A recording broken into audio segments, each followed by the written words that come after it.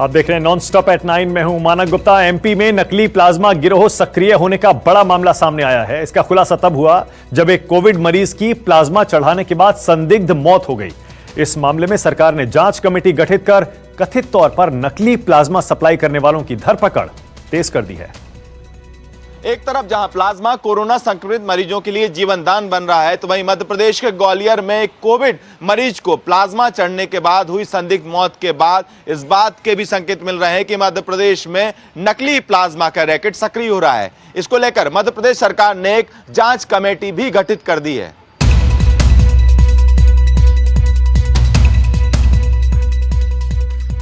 ग्वालियर में एक कोरोना मरीज की प्लाज्मा चढ़ाने के बाद संदिग्ध मौत हो गई।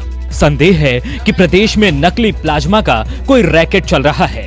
मृतक मनोज कुमार गुप्ता के परिजनों का आरोप है कि ग्वालियर के सरकारी जय आरोग्य अस्पताल की सरकारी रसीद पर 18,000 रुपए लेकर नकली प्लाज्मा दिया गया और प्लाज्मा की जांच किए बिना ही अपोलो अस्पताल में उसे मरीज को चढ़ा भी दिया गया। परिजनों के मुताबिक 7 दिसंबर को प्लाज्मा का एक डोज दिया गया और फिर डॉक्टरों ने 8 दिसंबर को प्लाज्मा के दूसरे डोज का इंतजाम करने को कहा। मृतक मनोज गुप्ता के परिजनों के मुताबिक उन्हें कहा गया अस्पताल के ही कर्मचारी जगदीश भदकारिया से बात करें। जगदीश ने उन्हें महेश मौर्य नाम के एक शख्स से मिलाया और फिर महेश ने उन्हें किसी त्यागी नाम के शख्स से मिलवाया, जिसके बारे में बताया जा रहा है कि वो जय आरोग्य अस्पताल के ब्लड बैंक का कर्मचारी है। त्यागी ने 18,000 रुपए में प्लाज्मा दिया और अस्पताल की रसीद भी दे दी। 8 दिसंबर को अपोलो अस्पताल में मनोज को प्लाज्मा चढ़ाया गया और उसी दौरान रिएक्शन से उसकी मौत हो गई। इधर जय आरोग्य अस्पताल का कहना है ना तो ये प्लाज्मा था ना ही पर्ची। उनसे प्लाज्मा जो matching report cross matching report है वो लेके मैं यहाँ पे सरकारी हॉस्पिटल मैंने कहा ये आपके यहाँ से प्लाज्मा गया, इसकी मैचिंग कराइए आप। ये प्लाज्मा वो रिएक्शन हो गया तो उन्होंने देखा, उन्होंने पूरा रिकॉर्ड देखा, उस कोई रिकॉर्ड मनोज नाम का रिकॉर्ड ही नहीं था उसमें, नकली टोटल फर्जी। अस्पताल की जांच में रसीद पर लगी मुहर फर्जी पाई गई, जिसके बाद परिजनों ने हंगामा कर दिया। पुलिस ने इसको लेकर मामला दर्ज कर लिया है और जांच के लिए कमेटी भी बना दी है। पुलिस ने मर्ग पंजीबद्ध कर लिया है, बॉडी पोस्टमार्टम के लिए गई हुई है और इसमें एक विशेष कमेटी बना के जिसमें डॉक्टर, एफएसएल और पुलिस अधिकारी शामिल होकर इसकी जांच की जाएगी और जो भी परिणाम होगा वो आपको बता दें। खुलासे के बाद मध्य प्रदेश में नकली प्लाज्मा सप्लाई करने के बड़े रैकेट की भी आशंका जताई जा रही है, लेकिन सरकार का कहना है कि अगर ऐसा कोई गिरोह होगा तो बच नहीं पाएगा। आज के लिए कमेटी बना दी गई है। ये सुनिश्चित किया जाएगा कि जो भी दोषी हैं उनके खिलाफ कार्रवाई हो और सबसे महत्वपूर्ण है कि इस तरह की पुनरावृत्ति ना हो, इसके लिए भी सरकार पूरी मुस्तैदी के साथ काम करेगी। शक की सुई अब ग्वालियर के अपोलो अस्पताल पर है, जहां मरीज को बिना जांच किए प्लाज्मा चढ़ाया गया, तो वहीं जय आरोग्य अस्पताल भी संदेह के घेरे में है। विपिन श्रीवास्तव के साथ ब्यूरो रिपोर्ट, न्यूज़ 24। छत्तीसगढ़ में स्वास्थ्य मंत्री टीएस सिंहदेव के एक बयान से यह सवाल खड़ा हो गया था कि क्या 2.5 साल के बाद मुख्यमंत्री बदल जाएगा, लेकिन कांग्रेस आलाकमान ने साफ कह दिया है वहां नेतृत्व परिवर्तन नहीं होगा। भूपेश बघेल की कुर्सी बरकरार रहेगी। अरे मैं अभी दे दूंगा भाई, हाईकमान बोले तो मैं तत्काल इस्तीफा दे दूंगा। आपसे बात करते हुए यदि फोन आ जाता है तो मैं चल दूंगा यहाँ से वापस। मुझे इस पद का मोह नहीं है। सत्ता और सिंहासन के मोह से मुक्त होने का दावा कर रहे छत्तीसगढ़ के मुख्यमंत्री भूपेश बघेल ने उन लोगों को चेतावनी भी दे डाली जिनके कारण उन्हें ऐसे सवालों का सामना करना पड़ा। कोई यदि इस प्रकार से गलतफहमी पैदा कर रहा है, चाहे कोई भी हो, तो उसको सचेत रहना चाहिए कि इस प्रकार से गलतफहमी पैदा करके प्रदेश का हित नहीं कर रहे हैं वो लोग। मुख्यमंत्री ने आरोप लगाया कि नेतृत्व परिवर्तन की बात वही कर रहे हैं जिन्हें छत्तीसगढ़ के विकास से जलन हो रही है। जिन लोगों के छत्तीसगढ़ के विकास में इस विकास होते हुए देखते हुए जिनको तकलीफ हो रही है, वो लोग इस प्रकार की बातें कर रहे हैं। भूपेश बघेल ने किसी कांग्रेसी का नाम तो नहीं लिया, लेकिन सब जानते हैं कि छत्तीसगढ़ कांग्रेस में मुख्यमंत्री के पद का दूसरा दावेदार कौन है। दरअसल छत्तीसगढ़ कांग्रेस के वरिष्ठ नेता और सूबे के स्वास्थ्य मंत्री टीएस सिंहदेव ने बिलासपुर में बयान दिया था। सिंहदेव ने कहा था कि मुख्यमंत्री का पद या किसी का कार्यकाल फिक्स नहीं होता। आलाकमान चाहे तो कोई 15 साल भी रह सकता है, ना चाहे तो 2 दिन में भी किसी की छुट्टी हो सकती है। कार्यावधि किसी की फिक्स नहीं रहती। वो 2 दिन भी हमने देखा है, अर्जुन सिंह जी 2 दिन भी मुख्यमंत्री रहे और हमने देखा है कि 15-15 साल भी मुख्यमंत्री रहते हैं। सिंहदेव के इस बयान ने बीजेपी को मौका दे दिया। बघेल के हाथों कुर्सी गंवाने वाले छत्तीसगढ़ के पूर्व मुख्यमंत्री रमन सिंह ने कहा कि सिंहदेव की बातों में वजन है और अगर कांग्रेस आलाकमान ने ऐसा कोई वादा किया है तो उसे जरूर निभाना चाहिए। बीजेपी के दूसरे नेताओं ने भी कांग्रेस पर चुटकी ली, लेकिन बघेल ने साफ कर दिया कि ऐसी कोई भी बात नहीं थी। 5 साल का है, हम तो हाईकमान के निर्देश में ही ये पद ग्रहण किए ना, और हाईकमान यदि निर्देश दे तो हम हटने को तैयार हैं। जो बयानबाजी मंत्री और मुख्यमंत्री के बीच में जो हो रही है, निश्चित रूप से प्रदेश को पीछे धकेलने वाली बात है और इस बात को स्पष्टीकरण होनी चाहिए और साथ ही हाईकमान को इसको उजागर करनी चाहिए कि आखिर मुख्यमंत्री बनाते समय उन्होंने क्या बात कही और उसका निर्धारण कैसे होगा, क्या होगा। 2.5 साल वाले मुख्यमंत्री के फॉर्मूले की बात तेजी से फैली तो आलाकमान ने भी साफ कर दिया कि भूपेश बघेल छत्तीसगढ़ के सीएम बने रहेंगे। बघेल के बयान ने अब हमेशा के लिए इस सवाल पर पूर्ण विराम लगा दिया है। जयप्रकाश त्रिपाठी, रायपुर, न्यूज़ 24।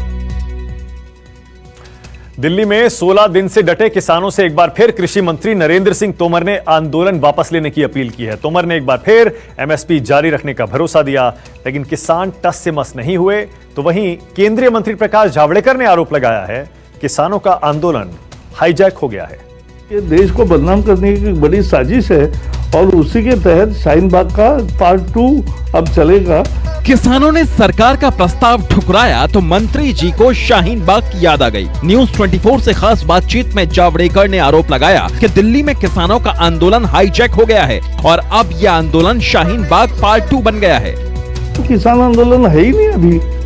ये हमें समझना चाहिए कि ये देश को बदनाम करने की बड़ी साजिश है और उसी के तहत शाहीन बाग का पार्ट 2 अब चलेगा, तो ये चलने नहीं देंगे। इधर कृषि मंत्री नरेंद्र सिंह तोमर ने एक बार फिर किसानों से बातचीत की मेज पर आने की अपील की और न्यूनतम समर्थन मूल्य पर लिखित आश्वासन देने का भी वादा किया। लेकिन किसान यूनियन को जरूर आग्रह करना चाहता हूँ कि भारत सरकार किसान और किसान यूनियन के साथ बातचीत कर रही है, किसान की समस्याओं के लिए बातचीत कर रही है और उनका आंदोलन जो है वो विषयांतर नहीं होना चाहिए, ये उनकी जवाबदारी है। सरकार का कोई भी आश्वासन किसानों का भरोसा नहीं जीत रहा है। यही वजह है कि उन्होंने लिखित प्रस्ताव भी ठुकरा दिया और अब भी उसी रुख पर कायम है कि तीनों कानून वापस लिए जाएं, वरना चक्का जाम का सामना करें। संख्या बढ़ रही है, किसानों में बहुत जोश है, बहुत सरकार के तीनों कानूनों के खिलाफ बहुत गुस्सा है और ये जन आंदोलन बन गया है, अब सिर्फ किसानों तक सीमित नहीं रहा। बुधवार को सरकारी प्रस्ताव ठुकराने के बाद किसानों ने नए सिरे से आंदोलन तेज करने का ऐलान किया। इसके बाद भी सरकार बार बार उन्हें बातचीत की दावत दे रही है, कानून में बदलाव करने को भी तैयार है, लेकिन कानून वापस लेने को राजी नहीं। Bureau report, news 24। पंजाब के किसान दिल्ली में आंदोलन का मोर्चा संभाले हुए हैं, तो खेतों का मोर्चा महिलाओं ने संभाल लिया है। महिलाएं खेती किसानी के साथ घर का सारा काम भी संभाल रही हैं और समय निकालकर आंदोलनकारियों के लिए गर्म कपड़े भी बुन रही हैं। महिलाओं का कहना है वो सरकार के साथ आखिरी सांस तक संघर्ष करेंगे। पुरुष दिल्ली बॉर्डर पर डटे हैं, लिहाजा महिलाओं ने संभाल ली है घर की पूरी जिम्मेदारी। घर का काम जल्दी जल्दी निपटाकर ये महिलाएं समूह में गर्म कपड़ों की बुनाई में जुट जाती हैं, ताकि दिल्ली में डटे उनके परिवार के किसान सर्दी से दो हाथ कर सके। ये महिलाएं एक जगह जमा होकर स्वेटर, जैकेट और टोपियां बुन रही हैं और ये सारे गर्म कपड़े दिल्ली पहुंचाए जाने हैं। बहुत ज़्यादा लंबा प्रोसीजर जाऊगा जिੱਥੋਂ तक लगता ਤੇ और ਜਿਹੜੀ ਹੌਲੀ ਹੌਲੀ ਜਿਹੜੀ ਠੰਡ ਆ ਉਹ ਵਧੀ ਜਾਊਗੀ ਤੇ ਉਹਨਾਂ ਨੂੰ ਠੰਡ ਕਰਕੇ ਕੋਈ ਵੀ ਪਰੇਸ਼ਾਨੀ ਨਾ ਆਵੇ ਵੀ ਅਸੀਂ ਉੱਥੇ ਆਪਣਾ सहयोग देने की कोशिश कर रहे हैं। महिलाओं के जज्बे और जोश की गवाही देती ये तस्वीरें पंजाब के संगरूर जिले की हैं। लहरा गागा के सिखवास गांव की महिलाएं रोज इसी तरह इकट्ठा होती हैं और आंदोलन की बातें करते हुए धुन के साथ कपड़े बुनती हैं, ताकि जब भी कोई दिल्ली जाए तो ये कपड़े लेते जाए। ਬੀਬੀਆਂ ਮਾਤਾ ਬੈਠੀਆਂ ਨੇ ਉੱਥੇ, ਸਾਡੀਆਂ ਸੱਸਾਂ ਬੈਠੀਆਂ ਨੇ ਜੀ, ਅਸੀਂ ਉਹਨਾਂ ਵਾਸਤੇ ਵੀ ਬੂਟ ਬੁਣ ਭੇਜ ਰਹੇ ਹਾਂ ਜੀ, ਕੋਟੀਆਂ ਬੂਟ ਕਿਸੇ ਮਰਜ਼ੀ ਦੀ ਲੋੜ ਹੋਵੇ ਜਿਹਨੂੰ ਉਹ ਲੈ ਸਕਦਾ ਉੱਥੋਂ ही। गर्म कपड़े बुनने के इस अभियान से पहले महिलाओं को खेत का भी काम देखना पड़ता है, क्योंकि खेती होगी तभी अनाज होगा, जिससे देश का पेट भरेगा। हम यहाँ पे काम कर रही हैं, उसका सारा खेती का काम हम संभाले। वो बोल के गए हमारे को पे आप लोग यहाँ खेती का काम संभाल लेना, हम बॉर्डर पे जाएंगे। हमने भेजा हुआ उनको। महिलाओं का कहना है कि जिस जुनून के साथ उनके परिवार के पुरुष दिल्ली को घेरे हुए हैं, उसे बरकरार रखने की खातिर उनका खेतों में डटे रहना जरूरी है। हम खेती करेंगे, हम अपने सारा काम आप सांभेंगे, इसका कोई उनको फिक्र नहीं है। हाँ, पहले बोल के कहा हुआ कि हमने तुम जाओ जाओ, पीछे कोई फिक्र नहीं करना। पंजाब की इन महिलाओं का जज्बा पूरे देश की महिलाओं के लिए प्रतीक बन गया है। विक्की भुल्लर, संगरूर, न्यूज़ 24। राजस्थान के कोटा का सरकारी अस्पताल एक बार फिर बच्चों की मौत से दहल उठा है। जिला प्रशासन ने मामले की जांच के आदेश दे दिए हैं, लेकिन विपक्ष लापरवाही के दोषियों को जल्द सजा देने की मांग कर रहा है। ये वही अस्पताल है जहां पिछले साल 100 मासूमों की मौत हुई थी। घूम रहा था मैं, फिर भी वहाँ स्टाफ ने ध्यान नहीं दिया, नीचे डाल दिया, बेड भी नहीं दे, बाहर ही पटक दिया।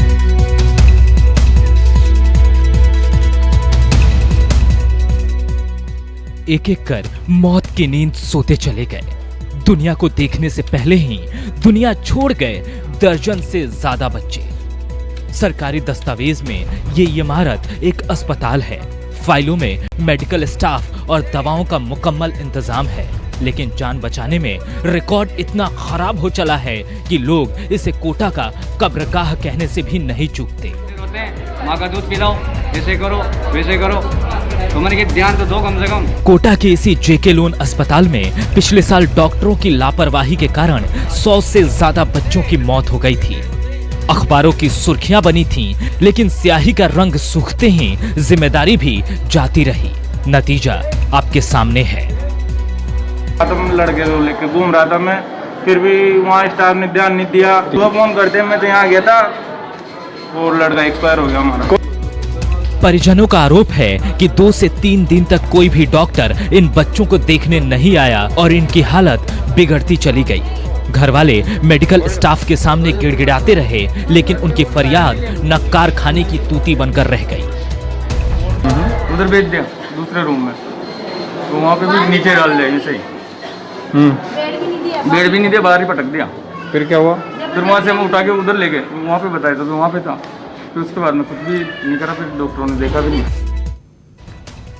नमस्कार, मैं हूं मानक गुप्ता।